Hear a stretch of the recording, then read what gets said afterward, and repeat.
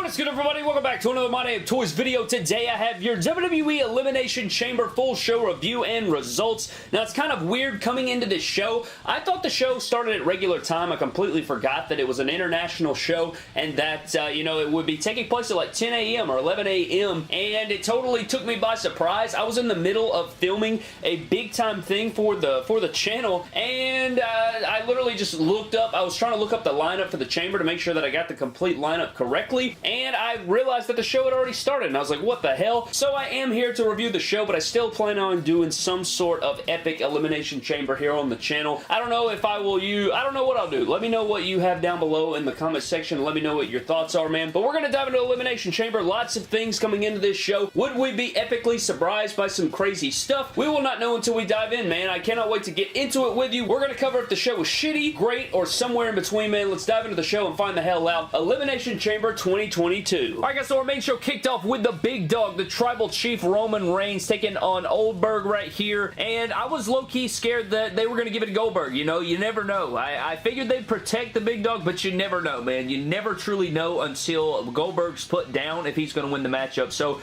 I was very happy to see Roman Reigns win. This matchup wasn't anything, you know, it went on about as long as I figured it would. I figured that, you know, it would be pretty short because Goldberg doesn't, you know, typically last very long here, and I would say that it wasn't anything special, you know, nothing I'm going to go back and watch, you know, it didn't really intrigue me that much. It was cool to see these two in the ring there, but not, you know, nothing to write home about. I was super glad that Roman won. Now we're one step closer to what we think's going to happen, so there's that, but Roman Reigns does take care of Goldberg, thank God, and that's really all you can really ask for, you know. Next up was our first Elimination Chamber on the night. We had the women's version of the Elimination Chamber. The winner would be going on to take on the Raw Women's Champion at WrestleMania. You had Alexa Bliss, Doudrop, Rhea Ripley, Liv Morgan, Bianca Belair, and Nikki Ash. And this matchup for me, I thought it had some moments here and there, but like a lot of it was lethargic. It was very slow, and I thought it was a bit goofy at times. You know, all the women had to wear their full body suits, and at first it totally didn't even hit me. Like I was like, why are they doing that? And then I thought, but some of them were very fire. I think Bianca Belair won the night in hers. Hers was badass with like the iridescence. It was very, very sweet. I know my wife would love to wear that. Rhea Ripley's was badass. Liv Morgan's was badass. I hope to see some figures out of some of these, especially Bianca Belair's. I thought it was really cool. However, this matchup, you know, like I said, it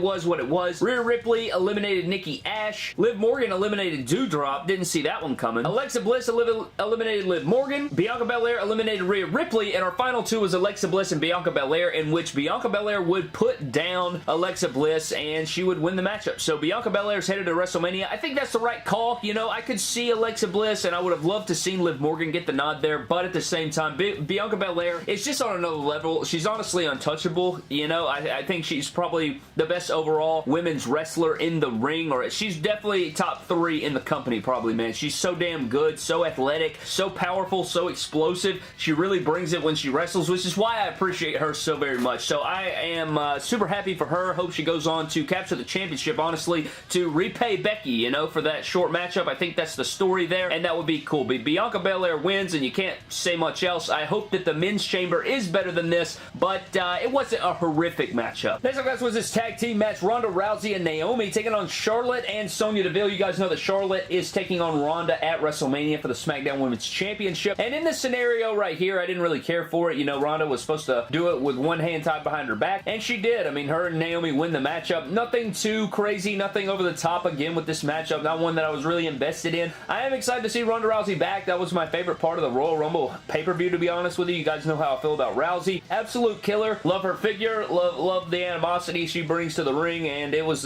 awesome. It was cool to see her right here. She had like a freaking Karate Kid outfit going on, man. She was looking crazy out there, man. Barefoot, no makeup, just kicking everybody's ass, so that was interesting. Naomi's gear was pretty damn cool. I did not like Charlotte's gear. I bet we get in basic form, it'll be a horrific basic. Charlotte's attire was the worst in this match for sure. However, Ronda and Naomi get the job done. Not much more to say. I don't think it's worth going back and taking a look at. I think this could have been for TV. Next up, guys, we had Drew McIntyre taking on Madcap Moss and Trash Corbin, or, you know, he's at ringside. This matchup went on for entirely too long. wrong. I will say I legitimately thought Moss broke his neck, man. That looked horrific. I don't know if Drew was being, you know, reckless. I don't know if Madcap Moss didn't rotate correctly. I don't know what the whole story was, but that did not look good, man. That did not look good. I hope he's alright. I hope everything's well. He definitely has a concussion, though, man. He landed straight on his damn forehead. I mean, the meme is kind of funny. I'm not gonna lie, but I'm just glad that he, you know, he didn't suffer any, it's like, super significant injury in that moment. Hopefully all's well with him, and you know, he recovers if anything is wrong, like concussion or anything, but Jesus. This match wasn't enjoyable. I just do not like this feud. I don't care about it. Drew McIntyre has gotten very stale, especially when you put him in these kinds of feuds. So yeah, this is just not doing it for me. You guys know Trash Corbin, he's the head of the house there, and he just leaves the trash cans all over the place. I don't know. I don't like to see his feuds. I don't like to see him wrestle. So I liked his unhappy, miserable, poor Corbin, or down on his luck Corbin was much more enjoyable. But anyways, this was trash. Prayers for Moss. Next up was the Raw Women's Championship. The winner would be going on to take on Bianca Belair at WrestleMania. This matchup slapped, bro. What a fun match right here. Lita still has it. I wish that she would come back full time because she put on a show. I thought these two worked brilliantly together. I thought the back and forth was terrific.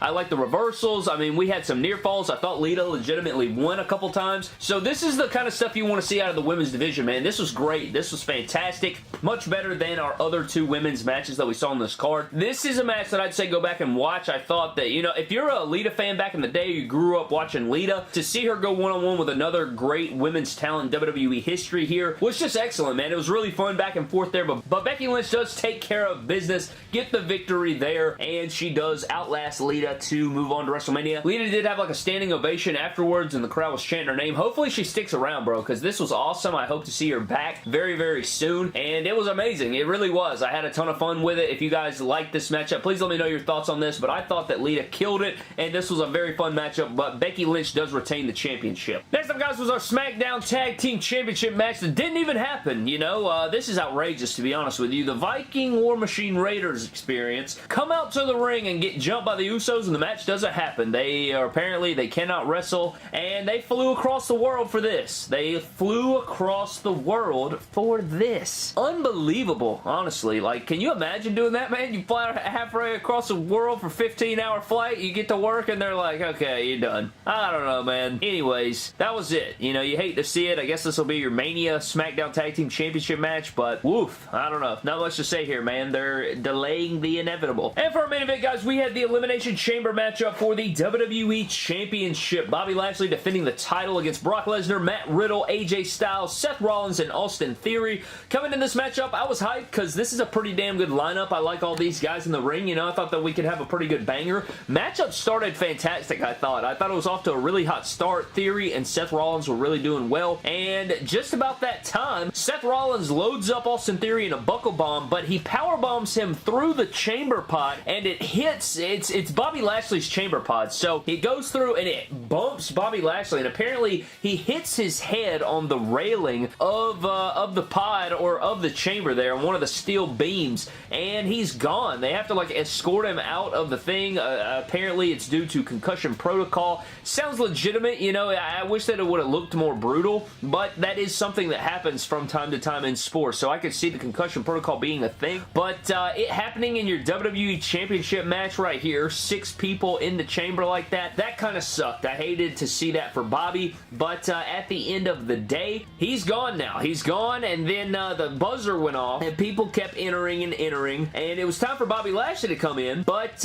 he wasn't there, so, you know, in my head, I'm thinking, okay, well, where the hell are they taking this? Well, Brock Lesnar, about that time, busts his way out of the chamber that he was residing in, beats the holy hell out of everyone, eliminates everyone in the matchup except for Austin Theory, F5s to Rollins, F5s to Riddle, F5s to Styles, going like a bat out of hell. Lesnar is so impressive, man. Everything he does is just legitimate. Like, holy hell, he's top 10 all time, okay? He's top 10 all time. He's at least top 10 for me, okay? He's top 10 personal for me. He is so damn good. I love this guy. anyways, I didn't like the way all this played out and how we got here, but at the same time, this was pretty impressive and cool. Even though I hate to sacrifice the Rumble and the Chamber, I do hate that, but at the same time, it was very cool to just see play out and see him be that beast of a man. But he comes out, Austin Theory is last left, he starts running from him, gets on the Chamber pod, Brock Lesnar loads him up and F5s him off of the Chamber pod, for the love of God. It's crazy. First of all, that's an insane spot and it was awesome. Shout out to Brock Lesnar and Theory for that. But also, I planned on doing a spot similar to that in my action figure match that I wanted to do leading up to this pay-per-view. Unfortunately, we ran out of time there and I forgot that it was an early pay-per-view overseas, but holy hell, that was insane. So that was insane there, but oh my God, man, how crazy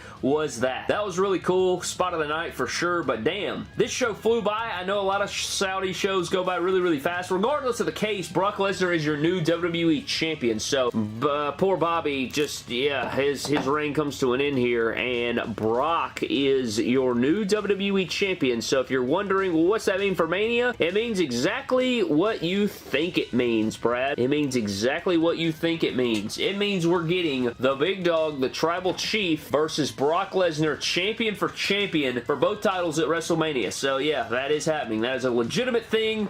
No ifs, ands, or buts, man. That is happening right now. And, yeah, I mean, I'm pretty sure I fantasy booked this not too long ago. I'll have to go back and check that, or somebody can. I don't know. It said something similar to that. However, this Saudi show was very forgettable outside of maybe the main event. I thought Lita and Becky was really, really good. Outside of that, I didn't really care for much of this show, to be honest with you. You know, I thought the main event was cool. Becky and Lita tore the house down, and after that, it's pretty freaking forgettable, man. But that is going to wrap up your Elimination Chamber review. I do apologize. I couldn't get the matchup before the pay-per-view, but maybe I can make it up to you guys with some different stuff. Regardless of the fact, the whole arena is set up now so I can do pick-fed shows. So that's, I mean, that's basically all you can really ask for, right? But anyways, thank you for watching. Subscribe to the channel. Follow me on Instagram, Twitter, and TikTok on My Damn Toys. I'll see you guys in the next video. Don't cross the line like this show. This show crossed the line because it wasted my time. You crossed the line.